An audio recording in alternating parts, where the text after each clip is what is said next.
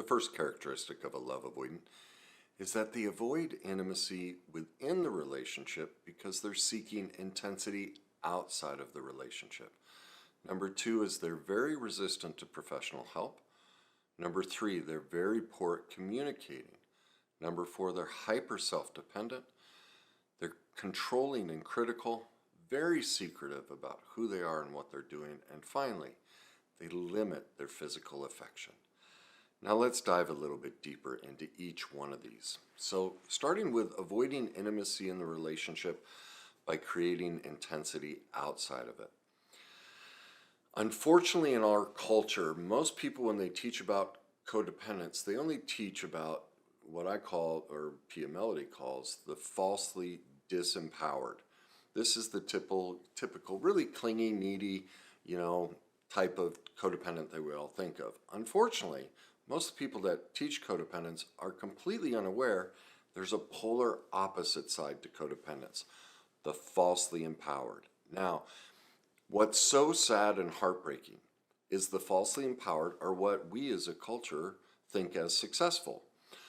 The most successful people on this planet are falsely empowered love avoidants.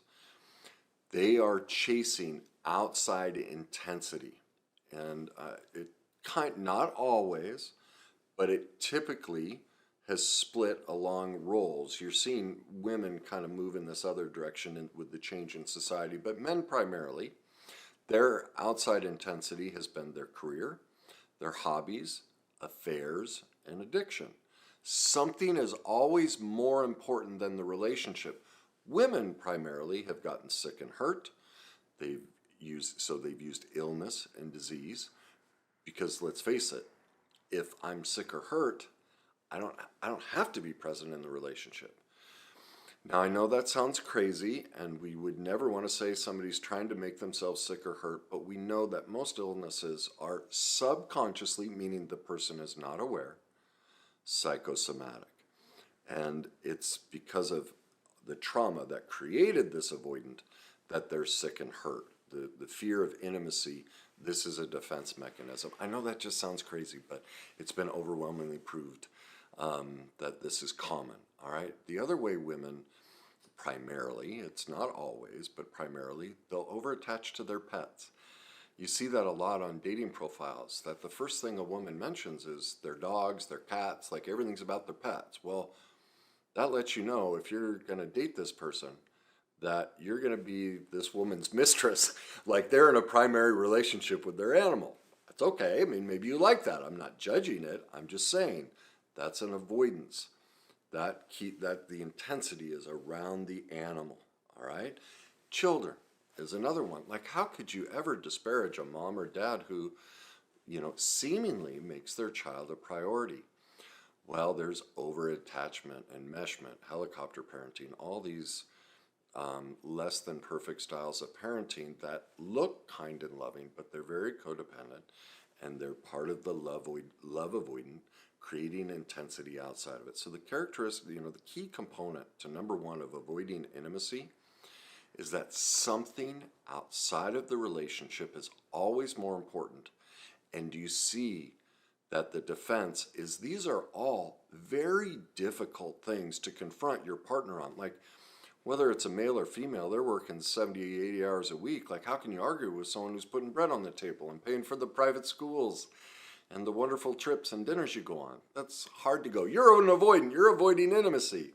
Or a mother or father who really cares about the kids. Their animals are great. Like, that's why it's such an incredibly crafty defense mechanism. Their primary relationship is an intense connection to something outside of the relationship that's more important than the relationship itself, all right? So look, is that what's happening? Does your partner primarily spend most of their time out here, and is it crafted behind one of these really what would seem like very kind and loving choices, but in fact, they're a falsely empowered codependent who's also a love avoidant. Number two, resistant to professional help. Well, there are several reasons for this. Can you see what it would require for an avoidant to require of them to pursue professional help? they'd have to be vulnerable. They'd have to be known. Well, that's exactly what they're avoiding, right? That's why they pursue this outside intensity and many of the other things I'm going to get to. And so professional help requires intimacy, truth, opening up from your childhood and all these different things, these thoughts and feelings. Well, they're avoiding all of that. The other thing is it takes them out of the power position. And so they'll tend to say, oh, none of that stuff works. It's silly. It's of no value. And that we get, remember I talked about controlling and critical. This is one of the areas they're critical about of any type of professional help. Yet they're an expert in their field, and they'll talk about how everyone needs them as an expert, but they've never done any investigation on personal development, relationships, and all of that, yet they'll call themselves an expert without having any of the information. All right, and so that's the defense mechanism, is they play the expert in their life, and this is part of the controlling and critical. Then they're the expert of everything, even if they have no experience with it. That's how they push it away and avoid it. Number 3, they're poor communicators. Well, this shows up and they don't share who they are, and they're really crafty about it. When they speak, they don't tell you the whole story. They leave little bits out. Like, I had a client, and her propensity was to tell part of the story. For instance, I'll never forget, they came into the office, the husband and wife were fighting because she had said, or he asked her, what did you do today? And she said, oh, not much. And he asked her, did you go to the store? And she said, no. Well, her defense was, he didn't ask me which store I went to. I wasn't lying. And that it feels like you're dealing with a narcissist. See, a lot of people confuse falsely empowered codependence and love avoidance with narcissism because that's very gaslighting. But that's how they parse out not being known. This is how they avoid intimacy. And so they send very mixed messages, and they're very limited. Like, you have to be really precise. They will not let you pin them down on anything. They're withholding communication and the full story. They only tell parts of the story. That's how they protect themselves from getting attached and close to you. And so you're always on the defensive. They're always, remember, they're after power and control. And so they're always in this power position, and you're always wondering what the truth is, what really happened, what's going on. And so their stories never mix up, never line up. And if you find a little tidbit that's off, that's when they hop into number 5 and get controlling and critical, and they get really angry and use all of that anger to control you and squash you. So let's move to number 4, hyper self-dependent. They're very needless and wantless. They are the type that believes they can do everything on their own. That's part of why they're resistant to professional help. It's like, I've got this. I don't need it. They're very detached from, I hate to say this, very detached from reality. And they have an overinflated view of themselves and are really what's called out of reality. They don't see themselves accurately, yet they believe they do. They believe they have a full assessment and are completely self-aware, yet they're completely detached from truth and reality of their affect, of their thoughts and feelings. They don't really know what they feel because they're so detached. That's another kind of subtle characteristic, is you can ask them what they're feeling. Nothing. Fine. Like, they just don't have many feelings because they're not present. They're not in the relationship. They're not really in a relationship with themselves either. But again, they're hyper self-dependent. And so because they encapsulate themselves in this, bubble of self-security, they're always in their head. And so they don't get outside input. And so they don't have a real honest assessment of who they are. But again, they think they do.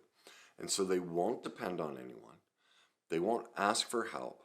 They're the type that, gets in a car accident, walks into the emergency room all by themselves, bleeding everyone. No, I'm fine. Take everyone else next. And and then won't even call you and tell you that they were in an accident because, well, what's the big deal? I can take care of it myself. This was something I struggled with. Like, when I was much younger, before I got into recovery, I did that. Like, I just realized as I was telling that story, I was like, oh, I'm talking about me. That's what I did. I'd get hurt and I'd just take care of it on my own. In my case, it was because I grew up knowing no one would be there for me. That's part of what happens.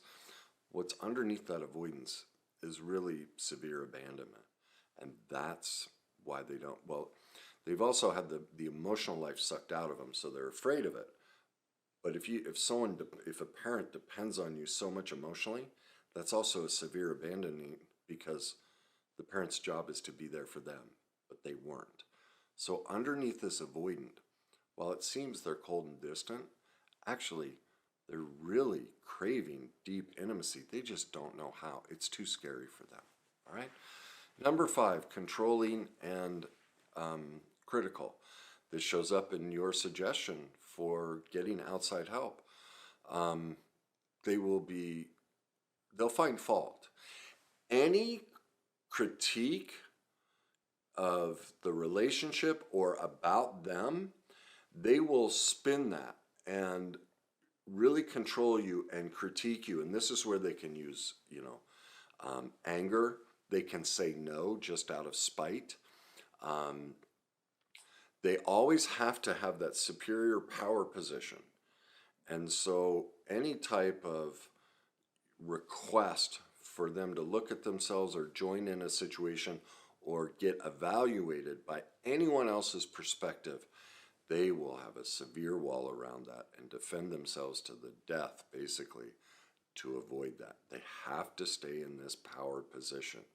And again, our society thinks that's healthy, but that's severe codependence, and it's called the falsely empowered codependent. I have videos on that on my codependence playlist. I urge you to watch that because, again, many people are assuming they're with a narcissist when in fact they're with a severe falsely empowered love-avoidant codependent.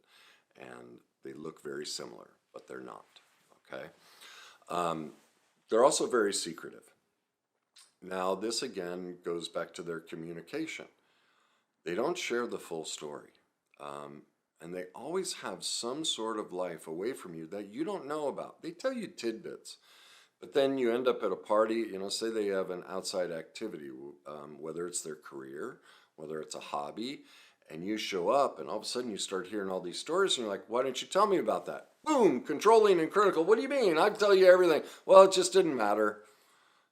I just didn't think it, I forgot about it. And that's part of that poor communication. Now they won't get into details. And because they're only giving you pieces of it, and you find a hole in that piece of the story, then they give you a little piece, but again, they're always withholding. There's always a secret because basically their defense mechanism is something outside of the relationship is always more important than you. And you can tell a love avoidant very simply. When the relationship is over, if they decide the relationship is over, they'll literally tell you, no, I'm done. I have no feelings. Like if you have friends and they've been through breakups and they're like, no, I'm over it. Or they say to you, I'm the type that once I'm done, I'm over it. Like that's a great first date question.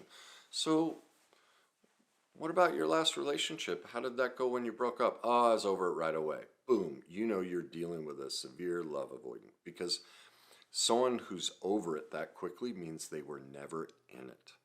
And that's a key characteristic. While I didn't mention it, it's part of the avoiding intimacy is they're never present. They're never really in the relationship because they're so secretive, because they have outside intensity, because they're hyper self-dependent, because they're controlling and critical. They've never allowed for the mutual exchange of intimacy, love, and connection, and vulnerability. And so that's why they're just, yeah, I'm done with it. Doesn't bug me. Number 7, limited affection. Now, what's fascinating about the love avoidant is many times when you meet them, they're hyper, I have to be careful with the word. Everyone will ban this word nowadays, but they're hyper intimate in the bedroom. All right. But then once commitment happens, they'll get sick, they'll get hurt, they'll get busy, they'll get migraines. Like all of a sudden, it disappears. That's the power they use. They'll use money, they'll use intimacy, they use all these techniques to suck you in, intellectual, emotional, like being a really smart person or money. You know, they use all these really seductive techniques and they look so vulnerable and everything. But the second commitment happens, boom, they withdraw it. It's gone. And then you try and have a talk about it. I don't need professional help. No, I'm just tired. I'm just this. Now that bad communication comes up, the controlling and critical. And so you're always just feeling crazy. Again, this is why many people judge their partner as a narcissist, when in fact they're a severely love-avoidant, falsely empowered codependent. Again, I urge you, go watch my videos on my YouTube channel under my Codependence playlist where I talk about the falsely empowered codependent. Many of you think you're with a narcissist, but you're actually with, because our society says this is success. This is a person who has it figured out. It's not true. It's a shame-based, false power dynamic. They're looking for outside intensity, outside validation to fill that abandonment and shame that they feel inside underneath it. It's what created. Because what creates all of this is really toxic parenting. And obviously there are levels of degree to this. So before I get into that, I want to finish with the affection. This is very common. They won't be sexual with you, but they're having affairs. They'll have a porn addiction, and they're withholding sex. And yet you're watching all of this happen and you're hearing all of these excuses. And yet there it is. There's the outside intensity.